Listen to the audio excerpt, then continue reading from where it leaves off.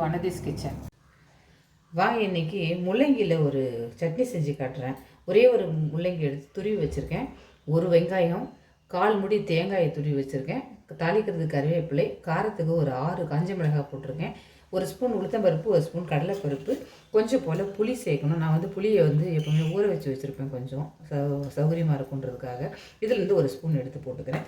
இது எல்லாத்தையும் வதக்கிட்டு சட்னி அரைக்கணும். வானலில் ஒரே ஒரு ஸ்பூன் எண்ணெய் வச்சுருக்கேன். அதில் இந்த கடலைப்பருப்பு உளுத்தம்பருப்பு சேர்த்துப்போம். வானலில் எண்ணெய் வச்சு கடலைப்பருப்பு, உளுத்தம்பருப்பு, காஞ்ச மிளகாய், வெங்காயம், முள்ளங்கி, தேங்காய் துருவல் எல்லாத்தையும் சேர்த்து வதக்கியாச்சு. கொஞ்சம் போல் மஞ்சள் பொடி போட்டிருக்கேன். சட்னிக்கு தேவையான உப்பு சேர்த்துக்கலாம். முள்ளங்கியில் கொஞ்சம் உப்பு இருக்கும், அதனால் உப்பு கொஞ்சம் பார்த்து போட்டுக்கோங்க. முள்ளங்கியில் கொஞ்சம் சால்ட் இருக்கும், அதில் கொஞ்சம் கறிக்க ஆரம்பிச்சிடும். நம்ம கொஞ்சம் கூடுதலாக போட்டுட்டோம்னா பார்த்துட்டு அதுக்கப்புறமா போட்டுக்கோங்க. இது கலந்துட்டு இது ஆறின உடனே இதை அரைச்சிடும். இதில் ஒரே ஒரு ஸ்பூன் இந்த புளியை சேர்த்துக்கிறேன். சேர்த்து சட்னி அரைச்சிட்டு வந்துடலாம். முள்ளங்கி சட்னி ரெடியாகிடுச்சு. அரைச்சிட்டு கடுகு கருவேப்பிலை தாளிச்சிட்டேன்.